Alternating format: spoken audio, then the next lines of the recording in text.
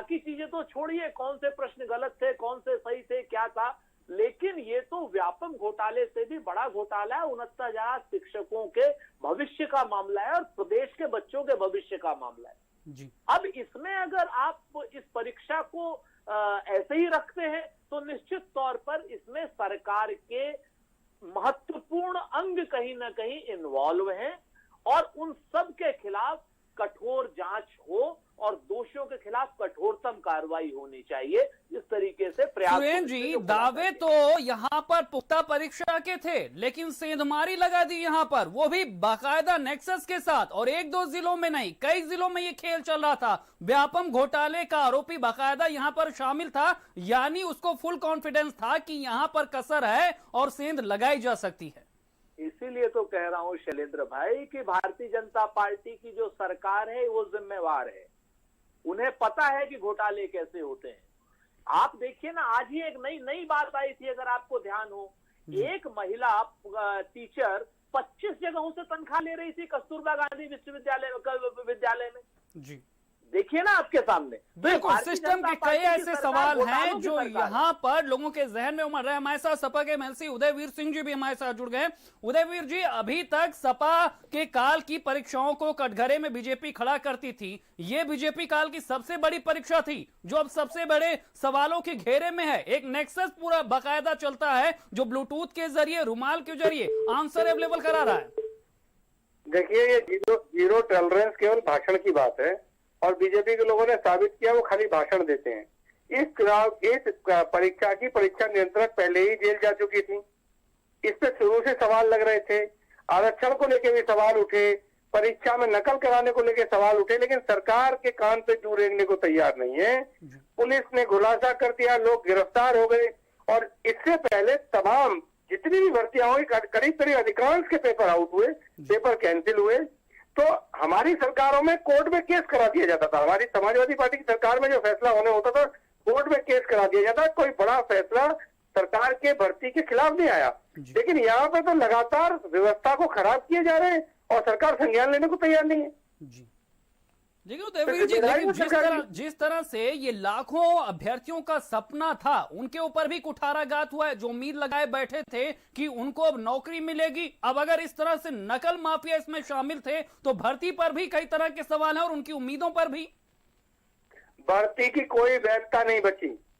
जब स्पष्ट हो गया कि इस तरह सिस्टमेटिक तरीके से इतना पैसा देके नकल कराए गए, और इसमें पहले भी अखबारों के माध्यम से, आपके मीडिया के माध्यम से ये आता रहा, एक ही कमरे के इतने लोग सेलेक्ट हो गए, एक ही जगह के इतने लोग सेलेक्ट हो गए, तो सवाल जो पहले से आ रहे थे उनकी पुष्टि हुई है।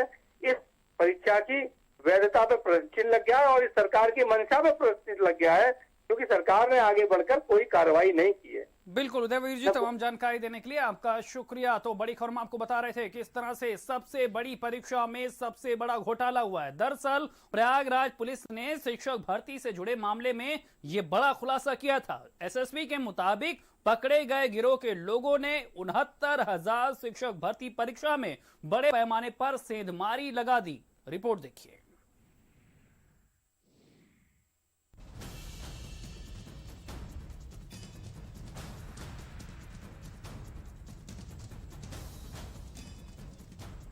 साहब, ये यूपी है, यहाँ कोई भर्ती हो और उसमें सवाल न हो, ऐसा तो कभी हो ही नहीं सकता। साल 2018 में निकली 69,000 शिक्षकों की भर्ती कोर्ट के रास्ते होते हुए अपने आखिरी मुकाम तक आई थी, लेकिन मजाल है कि बिना धांधली के भर्ती पूरी हो जाती।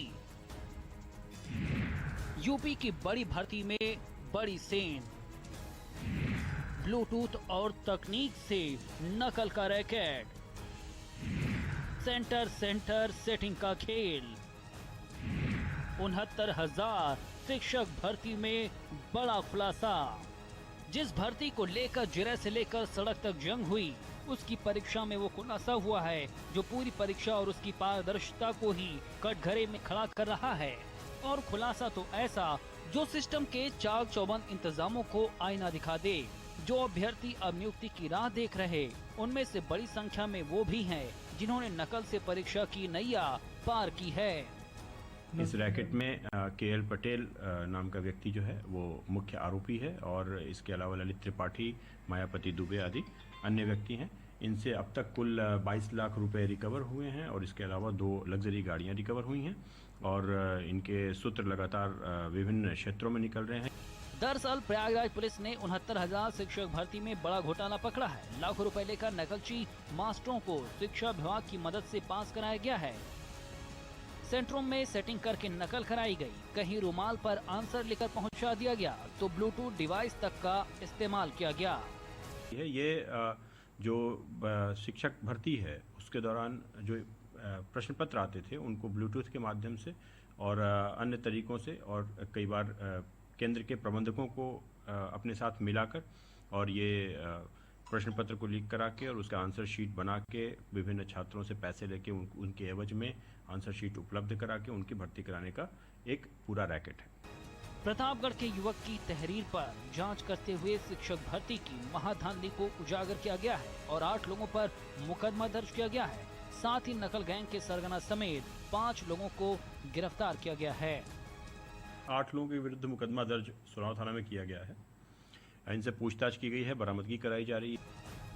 जैसे जैसे भर्ती घोटाले की जांच आगे बढ़ती जा रही है, कई बड़े नाम शिक्षक भर्ती घोटाले से जुड़ते जा रहे हैं और इस धांधली करने वाले गिरोह के तार कई विभागों से जुड़े हो सकते हैं। प्रयागराज से भारत समाचार के लिए धीरेन्द्र द्विवेदी की रिपोर्ट।